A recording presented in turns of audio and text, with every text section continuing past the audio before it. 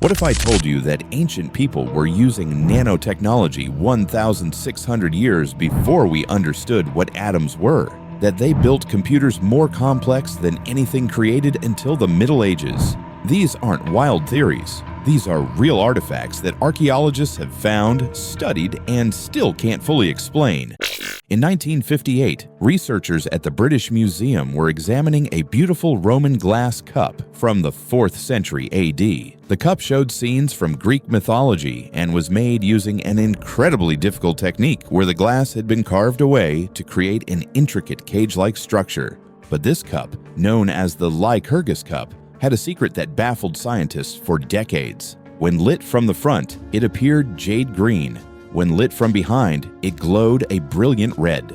No other Roman glass object displayed this property, and nobody could figure out how they'd achieved this effect. It wasn't until 1990 that the mystery was finally solved. Using powerful electron microscopes, researchers examined tiny fragments of the glass and made an incredible discovery.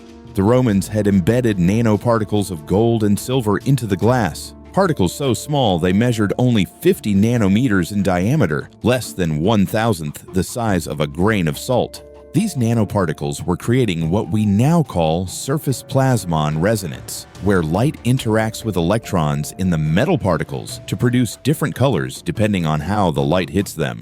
The Romans had essentially invented nanotechnology 1,600 years before modern science even understood what atoms were. The really shocking part is how precisely they did this. The exact ratio of gold to silver nanoparticles had to be perfect to achieve this color-changing effect. Too much of either metal and the effect wouldn't work. This means Roman craftsmen somehow knew exactly what they were doing, even without understanding the science behind it. Modern scientists still struggle to understand how ancient glassmakers could have ground gold and silver into particles 50 nanometers in size and then distributed them evenly throughout the glass. Even today, creating similar effects requires sophisticated equipment and precise chemical knowledge that the Romans supposedly didn't possess. In 1936, British archaeologist Walter Emery made a discovery in an Egyptian tomb that has puzzled experts ever since. In the burial chamber of Prince Sabu, a high-ranking official from around 3000 BC, he found a peculiar stone disk unlike anything else from ancient Egypt. The Sabu Disk is carved from fragile schist stone and measures about 2 feet across, but its design is what makes it so mysterious. The disk has 3 thin curved lobes that sweep inward from the rim toward a central hole, creating a shape that looks remarkably like a modern propeller, steering wheel, or turbine blade. Here's the problem. Schist is an extremely fragile stone that splits and cracks easily. Carving such thin, delicate curves in this material should have been nearly impossible using ancient Egyptian tools. Even with modern equipment, working with schist requires extreme care and precision. But the mystery gets even stranger. In 2016, researchers at Airbus decided to test the disk's properties using modern 3D printing technology. They created exact replicas and discovered something shocking. The disk has remarkable aerodynamic properties and can function as an efficient impeller for moving water. When spun rapidly, the Sabu Disk creates powerful water vortexes and can move large volumes of liquid with minimal energy input. Its design is so efficient that it rivals modern pump impellers created using advanced fluid dynamics computer modeling. This raises an incredible question. Was a 5,000-year-old Egyptian official buried with a piece of advanced hydraulic engineering technology? Ancient Egypt was heavily dependent on irrigation and water management, so such technology would have been incredibly valuable. Some researchers now believe the original disk may have been made of metal and that the stone version found in Sabu's tomb was a ceremonial replica. But that still doesn't explain how ancient Egyptians developed such sophisticated understanding of fluid dynamics thousands of years before the principles were formally discovered. In 1900, Greek sponge divers were sheltering from a storm near a small island called Antikythera when they discovered something extraordinary. Among the ancient statues and pottery in a 2,000-year-old shipwreck, they found what looked like a corroded lump of bronze and wood. For over 50 years, this mysterious object sat in a museum, largely ignored. It wasn't until 1951 that researchers realized they were looking at something that shouldn't have existed. When they finally X-rayed the corroded mass, they discovered an intricate system of at least 30 bronze gears, all precisely engineered and interconnected. This was the Antikythera Mechanism, and it turned out to be the world's first analog computer. Built around 100 BC by ancient Greeks, it could predict the positions of the sun, moon, and all 5 planets known at the time. It tracked eclipses decades in advance, calculated the phases of the moon, and even predicted when the Olympic Games would be held.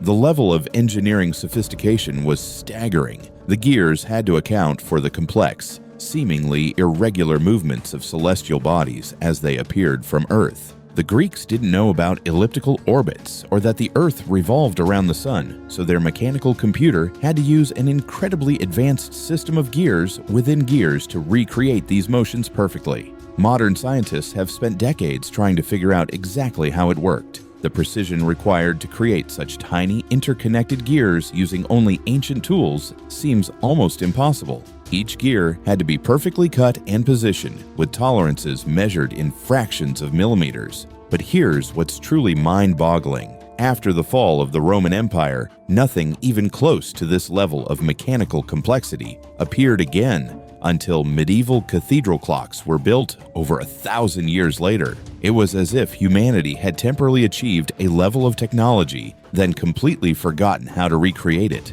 In 1936, while working on a railway construction project near Baghdad, workers uncovered a mysterious ceramic jar buried in an ancient grave. Inside the jar was a copper cylinder, and inside that was an iron rod, all sealed together with asphalt. Wilhelm Koenig, a German archaeologist working at the Baghdad Museum, immediately recognized that this wasn't just some ancient storage container. When he filled the jar with an acidic solution like vinegar, it produced over 1 volt of electricity. He had discovered what appeared to be a 2,000-year-old battery. The Baghdad Battery, as it became known, consisted of all the elements needed to generate electrical current: 2 metals with different electrical potentials and an acidic electrolyte solution. When modern researchers built exact replicas using the same materials, they consistently produced measurable electrical current. But here's where the mystery deepens. There are no written records from ancient Mesopotamia describing electricity or its uses.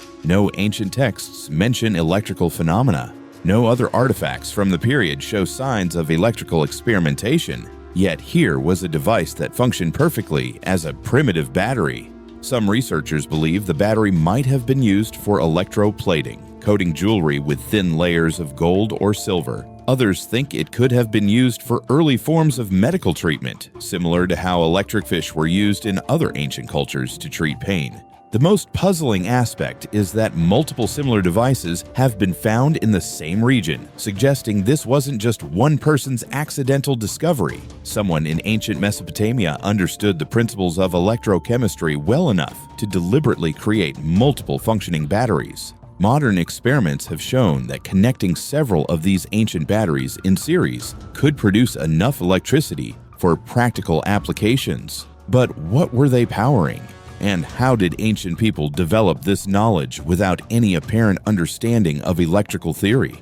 When we look at these artifacts together, a disturbing pattern emerges. Each represents technology that shouldn't have existed when it was created. More troubling, each seems to represent knowledge that was somehow lost and not rediscovered for centuries or millennia. The Antikythera Mechanism demonstrates mechanical engineering and astronomical knowledge that disappeared with the fall of Rome and wasn't seen again until medieval times. The Lycurgus Cup shows mastery of nanotechnology that we only achieved in the late 20th century. The Baghdad Battery suggests understanding of electrochemistry that predates the formal discovery of electricity by over 1,000 years. These aren't just impressive ancient artifacts, they represent islands of advanced knowledge in the historical record, surrounded by long periods where these technologies seem to have been completely forgotten. This challenges our fundamental assumptions about technological progress. We tend to think of human advancement as a steady upward climb, but these artifacts suggest that knowledge has been gained and lost multiple times throughout history. Perhaps ancient people achieved levels of understanding that we're only just beginning to appreciate.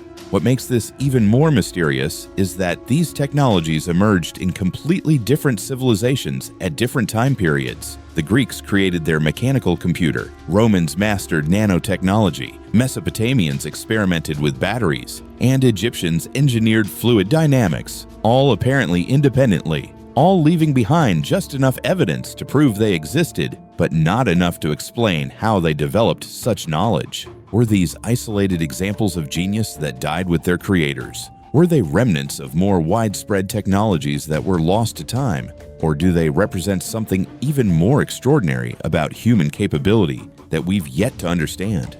These artifacts force us to confront an uncomfortable truth. Our ancestors may have been far more capable than we give them credit for. Hidden in museums around the world are objects that challenge everything we think we know about the progression of human knowledge. They remind us that intelligence, creativity, and innovation aren't modern inventions. They're timeless human qualities that have produced wonders we're still trying to understand.